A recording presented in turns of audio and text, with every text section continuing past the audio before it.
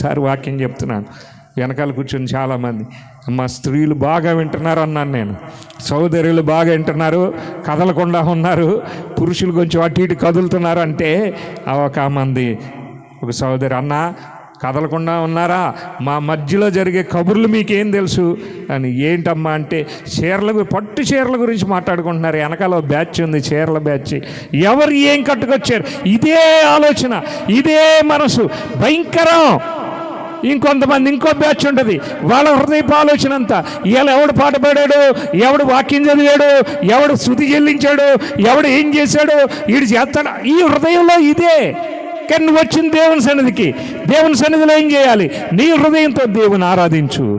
దేవా, నా హృదయాన్ని తీసుకొచ్చానయ్యా, నా హృదయంలో నుంచి నేను స్తుతిస్తున్నానయ్యా, నా హృదయంలో నుంచి నేను గణపరుస్తున్నానయ్యా. నా హృదయం నీకు దూరంగా లేదు ప్రభువా, ఇదిగో హృదయపూర్వకంగా నీకు స్తుతి చెల్లిస్తున్నాను. ఎప్పుడైనా చెప్పారా నీ హృదయం ఎప్పుడు పక్కోడి మీదేనా? నీ హృదయం ఎప్పుడు దూరంగానేనా? నీ హృదయం ఇల్లు వదిలిపెట్టి వచ్చినా టీవీలో వచ్చే ప్రోగ్రాం గురించేనా?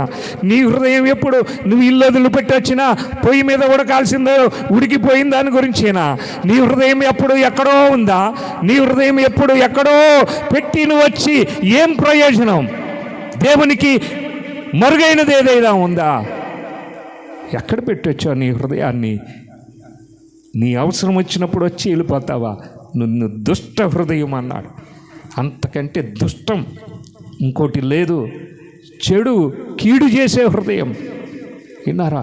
ఈ హృదయాలతో పరలోకానికి చేరవు. అందుకని దేవుడు అన్నాడు, ఏమన్నాడో తెలుసా? సామెతల గ్రంథం 23వ అధ్యాయము 26వ వచనం. సామెతల గ్రంథం 23వ అధ్యాయము 26వ వచనం. ఒకసారి చదువుతారా మాట? నా కుమారుడా, నీ హృదయము నాకిమ్ము. అమ్మా చాలు. అలాగే కీర్తన గ్రంథం 78వ కీర్తన 36వ వచనం. 78వ కీర్తన 36వ వచనం ఏమన్నాడో చదవండి. నా కుమారుడా, నీ హృదయము నాకిమ్ము.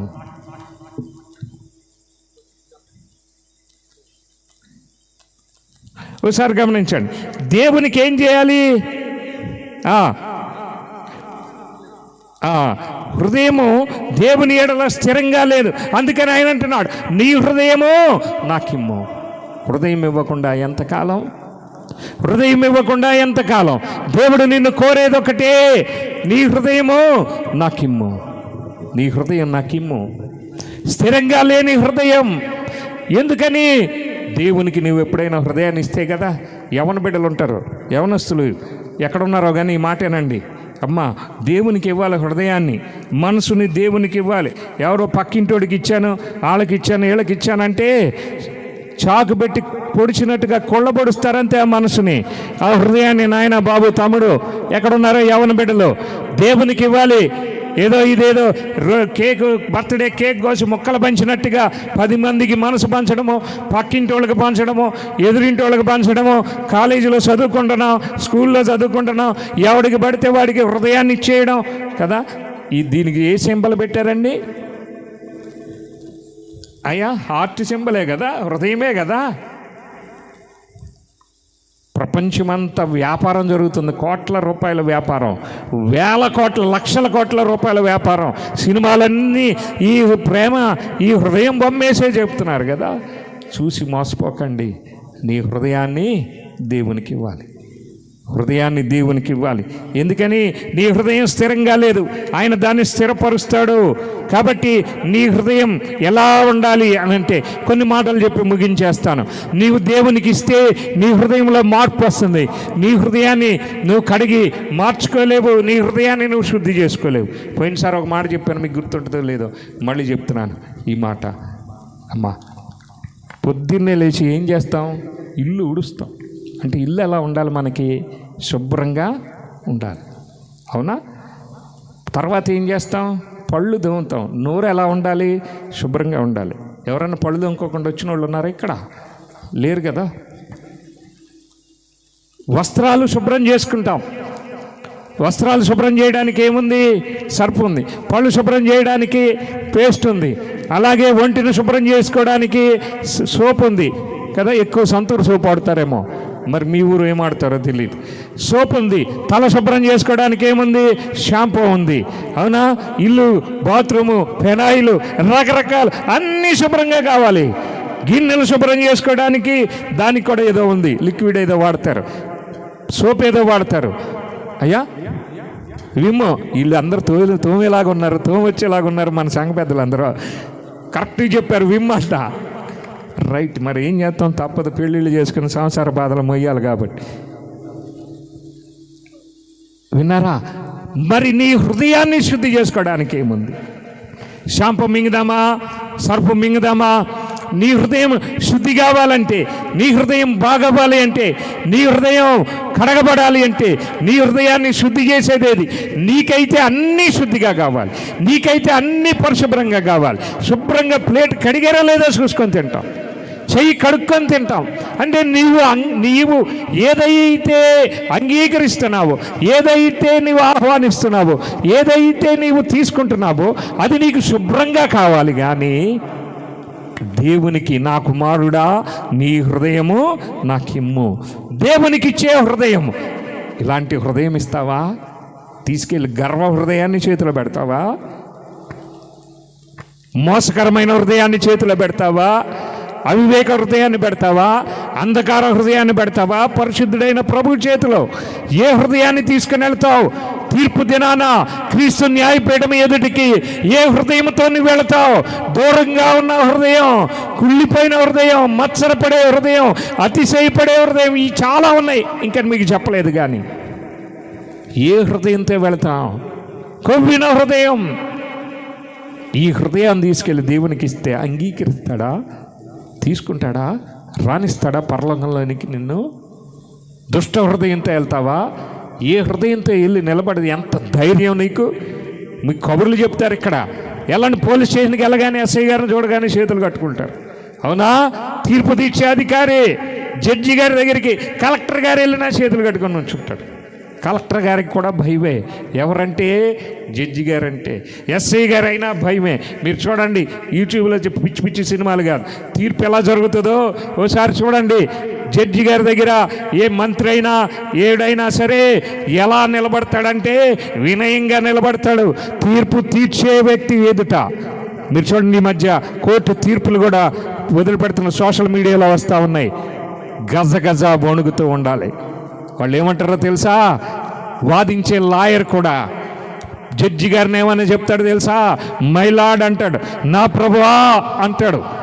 అనాల్సిందే మాటకు ముందు, మాట తర్వాత మైలాడ్ మైలాడ్ అని అంటానే ఉంటాడు.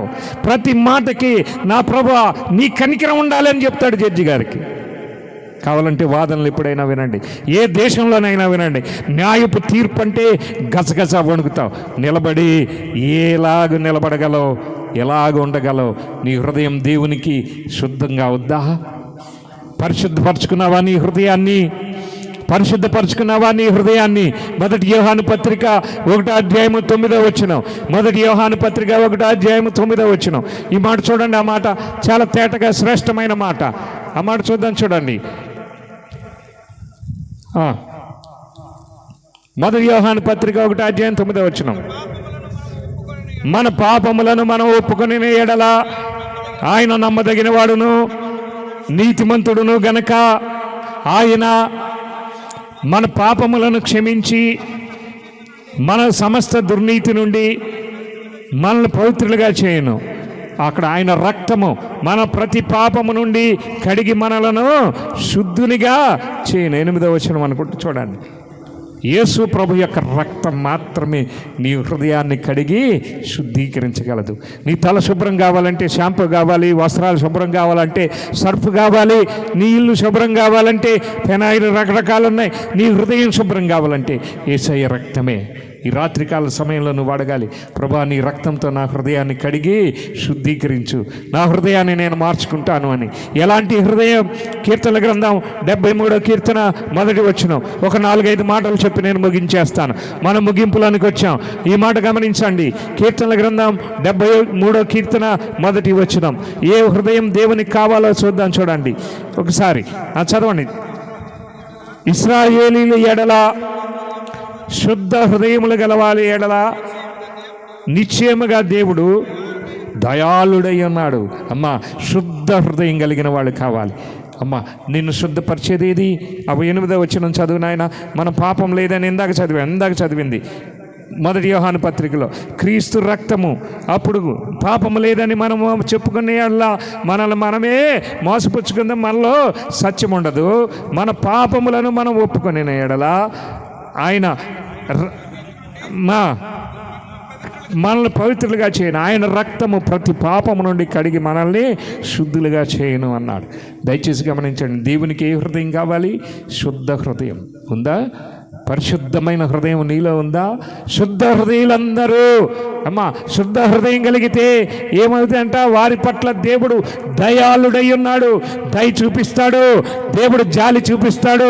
నీ హృదయం శుద్ధిగా ఉంటే నువ్వు ప్రార్థన చేయగానే దేవుడు నీ పట్ల దయ చూపిస్తాడు, జాలి చూపిస్తాడు. దయచేసి గమనించండి, ఆయన దయాళుడు ఎవరి పట్ల? శుద్ధ హృదయం కలిగిన వారి పట్ల. కఠిన హృదయాల పట్ల కాదు, దుష్ట హృదయాల పట్ల దయాళుడై లేడైనా. మీరు గమనించండి, ఇందాక మనం చాలా మాట్లాడుకున్నాం. అలాంటి హృదయం గల వారి మీద దేవుడు దయ చూపించడు. శుద్ధ హృదయం కావాలి. ఇంకో మాట చూద్దాం, చూడండి. మొదటి దినవృత్తాంతాలు 29వ అధ్యాయము 19వ వచనం. మొదటి దినవృత్తాంతాలు 29:19. ఒకసారి ఆ మాట చదవండి ఒకసారి. మొదటి దినవృత్తాంతాలు 29:19. నా కుమారుడైన సొలొమోను ఈ కట్టడలను ఆజ్ఞలను గైకొనుచు అటన్నిటిని అనుసరించినట్లు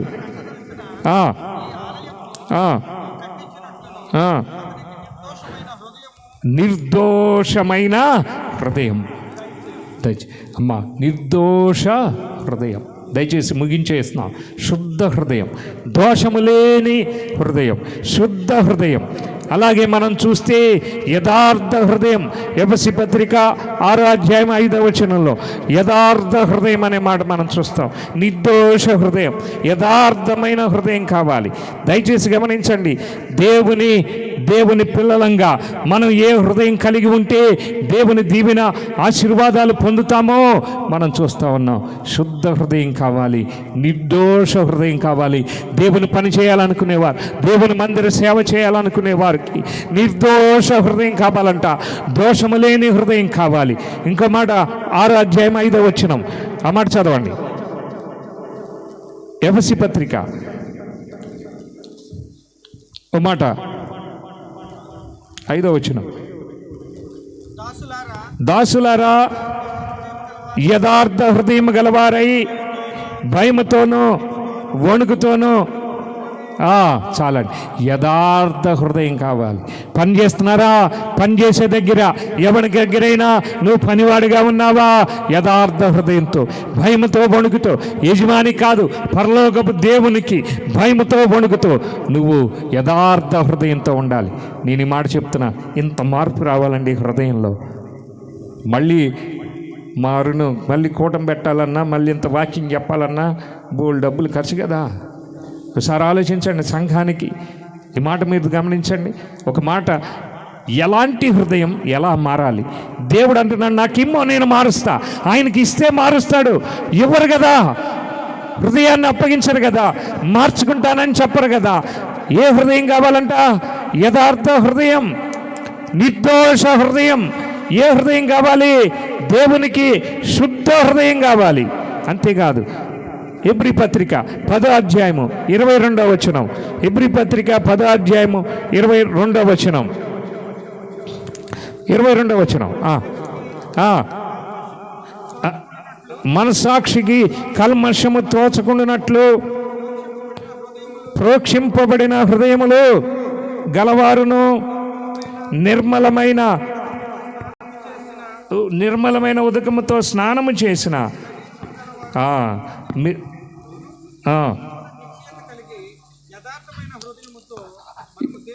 ఇక్కడ 2 మాటలు గమనించాలి. ప్రోక్షించబడిన హృదయం, కుమ్మరించబడిన హృదయం.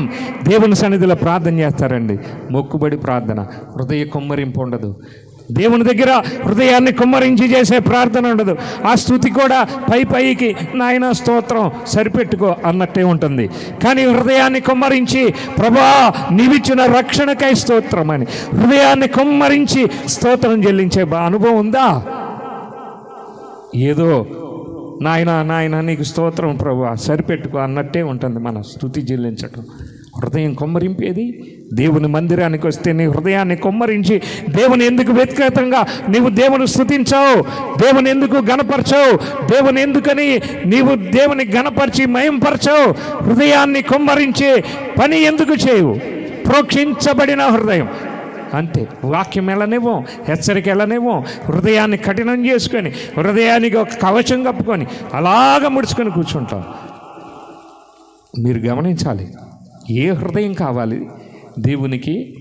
ఇలాంటి హృదయం కదా కావాల్సింది. ఈ హృదయం కదా దేవుడు అంగీకరించేది. మనం సంఘంగా ఉన్నట్లయితే అపోస్తుల కార్యాలు 4:32 అంటాడు, వారు ఏకాత్మయు ఏక హృదయము కలిగిన వారు అంటాడు. ఒకే హృదయం కావాలి. సంఘంలో 100 మంది ఉండొచ్చు, 1000 మంది ఉండొచ్చు, 10,000 మంది ఉండొచ్చు. అపోస్తులు మొట్టమొదట పేతురు బాప్తిసం 3,000 మందికి ఇచ్చాడు. 3,000 మంది కలిగిన 4:32 3,000 మంది కలిగినటువంటి సంఘం ఎలాంటి హృదయం కలిగి ఉందంట? ఒకటిది కుళ్ళిపోయిన హృదయం, ఒకటి చెడిపోయిన హృదయం కాదు. వారందరూ ఏ హృదయం కలిగి ఉన్నారంట? అన్నమాట చదవండి. విశ్వసించిన వారందరూ ఏక హృదయమును ఏకాత్మయు కలిగిన వారు. ఏక హృదయం కలిగిన వారుగా ఉండాలి. ఈ రాత్రి వేళ ఏ హృదయంతో ఉన్నావు నువ్వు? సంఘంగా వచ్చినప్పుడు మనందరం దేవుని పిల్లలం. ఒకడి మీద ఒకడు సనక్కండి, ఒకడి మీద ఒకడు గొనక్కండి. ఏక హృదయంతో దేవునికి ప్రభువా మా రక్షణకై స్తోత్రం అని చెప్పాలి. ఏక హృదయంతో పాట పాడాలి. ఏక హృదయంతో దేవుని మహింపరచాలి. ఏక హృదయంతో దేవుని గణపరచాలి. ఏక హృదయం కావాలి. ఏక హృదయం, శుద్ధ హృదయం, నిర్దోష హృదయం కావాలి దేవునికి. ఈరోజు ఏ హృదయంతో దేవుని మనం ఆరాధిస్తూ ఉన్నాం? ఏ హృదయంతో దేవుని సన్నిధిలో ఉన్నాం? అపోస్తుల కార్యాలు 2వ అధ్యాయము 46-47 వచనాలు. అపోస్తుల కార్యాలు 2వ అధ్యాయం 46-47 వచనాలు. ఒకసారి ఆ మాట చదువుదాం, చూడండి. వారు ఏక మనస్కులై ప్రతిదినము దేవాలయంలో కూడుకొనుచు ఇంటింటా రొట్టె విరుచుచు దేవుని స్తుతించుచు ప్రజలందరి వలన దయ పొందిన వారై ఆనందముతోనూ నిష్కపటమైన హృదయముతోనూ మా నిష్కపటమైన హృదయం, దయచేసి గమనించండి, కపటము లేని హృదయం కావాలి.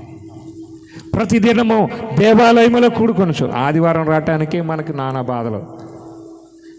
నాకు తెలియక అడుగుతాను, ప్రతి దినం పొలంలో పనికిళ్ళోళ్ళు ఉన్నారు, ప్రతి దినం కంపెనీలో పనికిళ్ళోళ్ళు ఉన్నారు, ప్రతి దినం పని చేస్తున్నామా లేదా?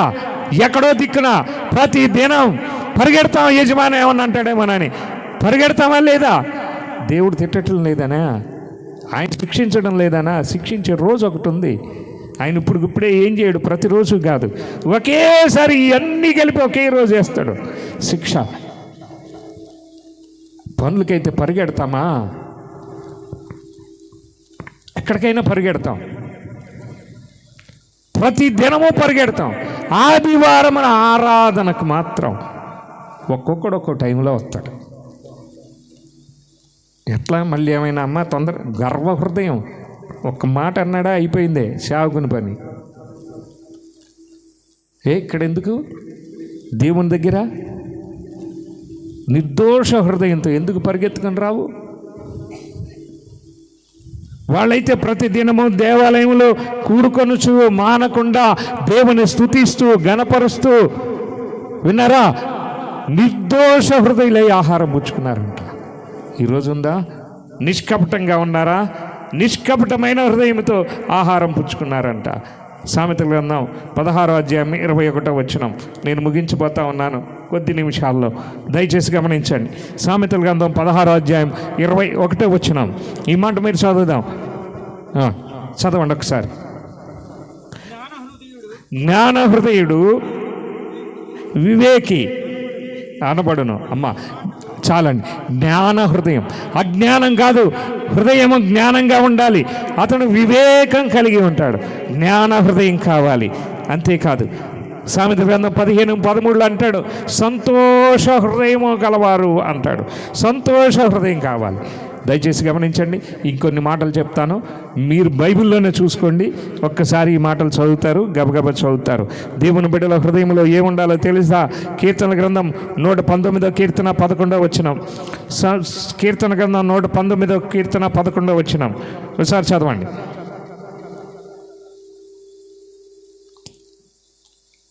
నూట 19వ కీర్తన 11వ వచనం.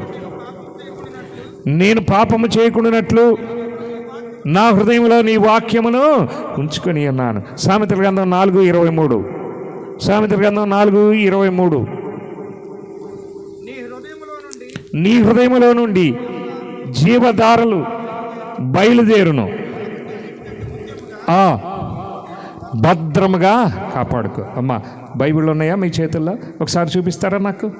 బైబిల్ ఉన్నవాళ్ళు ఈ మాట ఏం చెప్తుందో తెలుసా? నీ హృదయమును భద్రంగా కాపాడుకో. నీ హృదయములో జీవధారలు బయలుదేరాలి. దేవుని వాక్యము నీలో నుండి బయలు వెళ్ళాలి. ఈ మాట గమనించారా?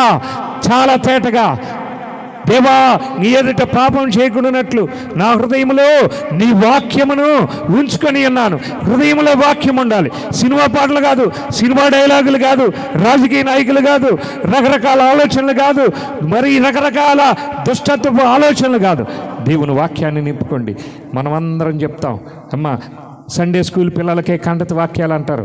నేను చెప్తున్నాను, అయ్యా సంఘ పెద్దలు, మొత్తం చెప్పాలంటే నేను ఛాలెంజ్ చేసి చెప్తాను. ఆంధ్రప్రదేశ్లో ఎన్ని సంఘాలు ఉన్నాయి అన్నిటికీ. మన తణుకు దగ్గరే ఉంది కదా, ఆయన పెద్ద ఆయన ఉంటారు అక్కడ తణుకు దగ్గర. మనకు దగ్గరలోనే ఒకసారి మీటింగ్కి వెళ్ళాను నేను అక్కడికి. ఆ రైల్వే గేట్ పక్కన కాదు సండే స్కూల్ అండి. అయ్యో, యాకోబు పత్రిక చెప్పేసింది ఒక అమ్మాయి. అసలు వాళ్ళు సండే స్కూల్ ఎంత ట్రైనప్ చేశారో. కింద ఇది వదిలి పైన కట్టారు. అదే అక్కడ ఇది ఉంటుంది కదా, స్కూల్ ఉంటుంది. దయచేసి గమనించండి. కంటత వాక్యాలు, కీర్తనలు అప్పగించారు. ఒక చిన్న పిల్ల 23వ కీర్తన మొదటి నుంచి చివరి వరకు చెప్పింది. ఒక్కొక్కళ్ళు పెద్ద కీర్తనలు చెప్పారు, ఒక్కొక్కళ్ళు సామెతలు చెప్పారు, కంటత వాక్యాలు. అమ్మ, నా దయచేసి నేను ఒక మాట చెప్తాను. నీ హృదయం బాగుండాలి అనంటే రోజుకొక మాట. నీకు చదువు వస్తే చదువుకో, ఒక్క వాక్యమే. చదువు రాకపోతే కూడా ఎవరితోనో చదివించుకొని విని ఆ వాక్యాన్ని కంఠస్థం చేయండి. ఆ రోజంతా ఆ వాక్యాన్ని నెమరు వేయండి. రోజుకొకటే. మనం పాపం చేయకుండానట్లు, మన హృదయం చెడిపోకుండానట్లు ఉండాలి అని అంటే రోజుకొకటి. అమ్మ, రోజు పళ్ళుదవుతున్నాం కదా, మీరు గమనించండి. రోజు పళ్ళుదవుతున్నాం, రోజు తప్పకుండా చేసే పని ఇది. రోజు పళ్ళుదవుతున్నాం. ఎందుకని? నోరు గబ్బు కొట్టకుండా ఉండటానికి. ఎవరు దగ్గరికి కూడా రాడు మన దగ్గరికి. వదిలేసేయండి. 10 రోజులు, ఒక నెల రోజులు పళ్ళుదోకోకుండా వదిలేయండి. ఏమవుద్ది? మన నోరు కుళ్ళిపోద్ది. ఏమవుద్ది? కంపు కొడుతుంది. మనల్ని చూడగానే అంత దూరం ఉన్నాడు, ముక్కు మూసుకుంటాడు. రోజు నీ పళ్ళు తోమి శుభ్రం చేస్తావే, అది ఏపపుల్లో ఏదో ఒకటి పేస్ట్, పళ్ళపొడి ఏదో ఒకటి వేసి నీ హృదయం శుద్ధి కోసం ఒక్క వాక్యం కంఠస్థ వాక్యం రోజు ఒకటి.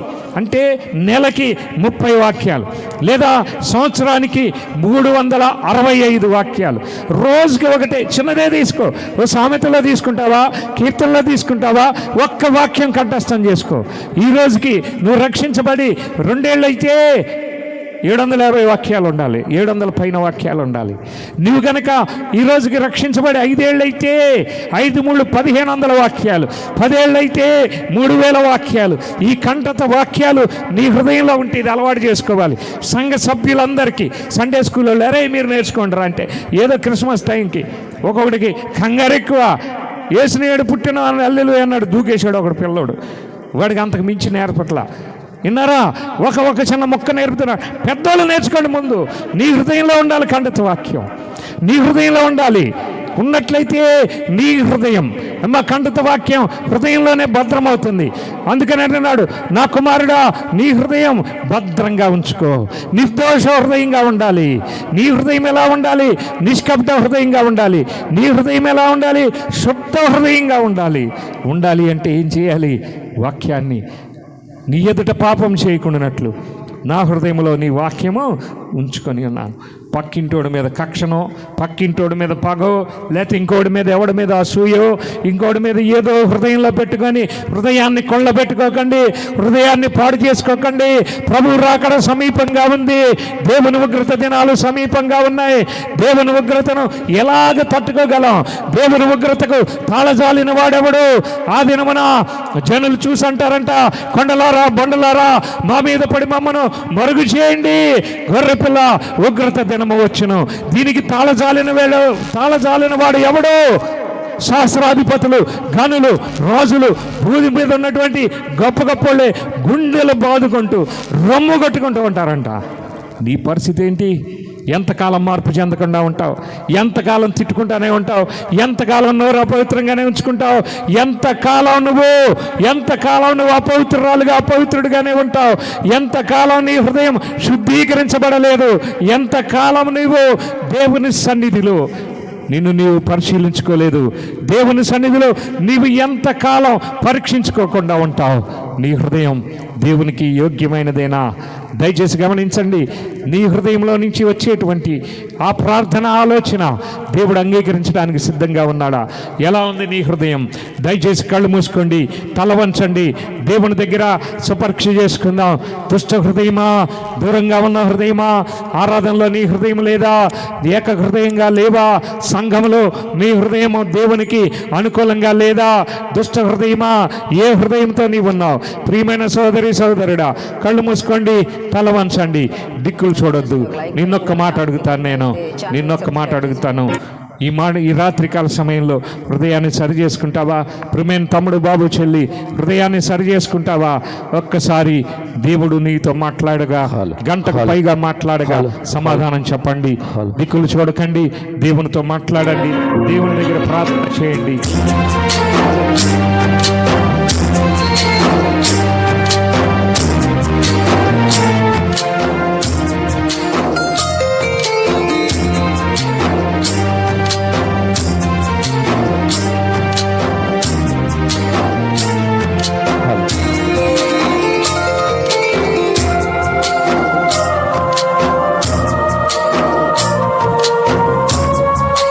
దయచేసి దేవుని ఎదుట ప్రార్థనా పూర్వకంగా మార్పు చెందవా, ఈ బ్రతుకును మార్చుకోవా, ఈ బ్రతుకును మార్చుకోవా. అనుకూల సమయం ఇదేనని ఎరిగి మారు మనసును పొందవా, మారు మనసును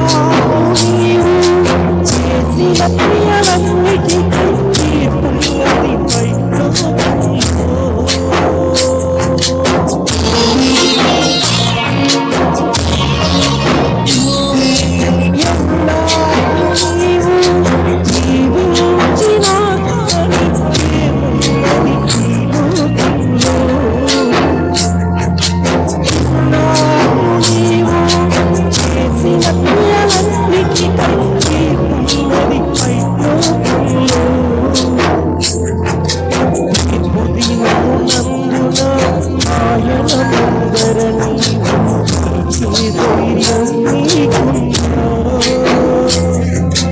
తీర్పు దినమునందున ఆయన ముందర నీవు నిలిచే ధైర్యం నీకున్నా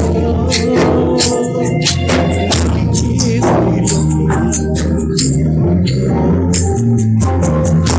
చిన్నవా నీవు మార్పు చిన్నవా నీ బ్రతుకును మార్చుకో నీ బ్రతుకును మార్చుకో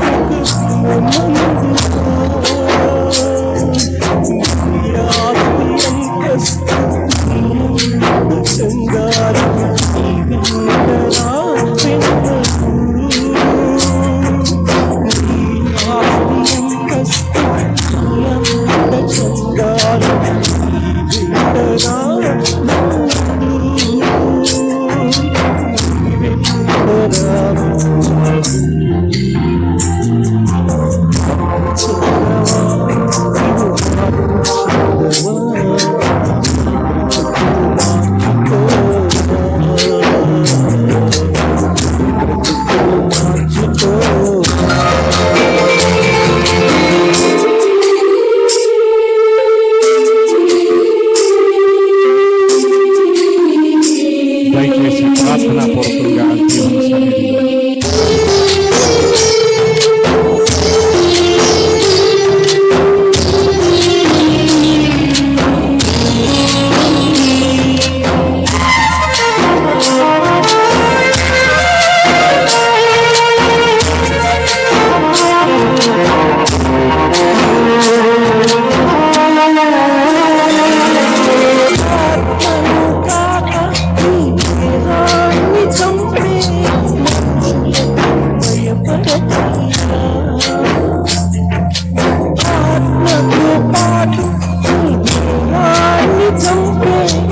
దేవుని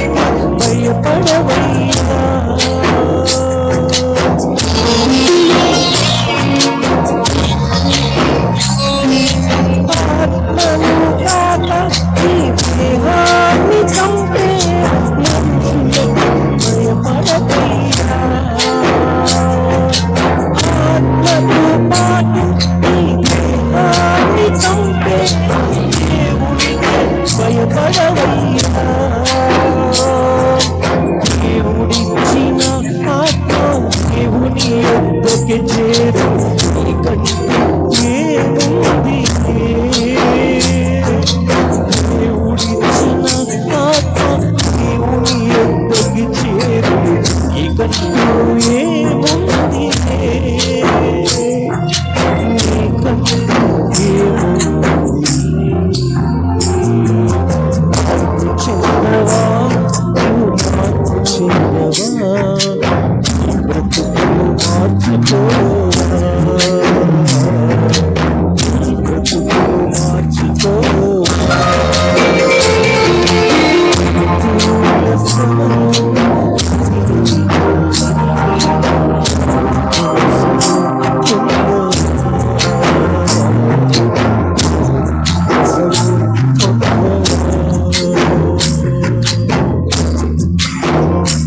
దయచేసి నేను మార్పు చెందుతాను ప్రభా, నా హృదయాన్ని మార్చుకుంటాను.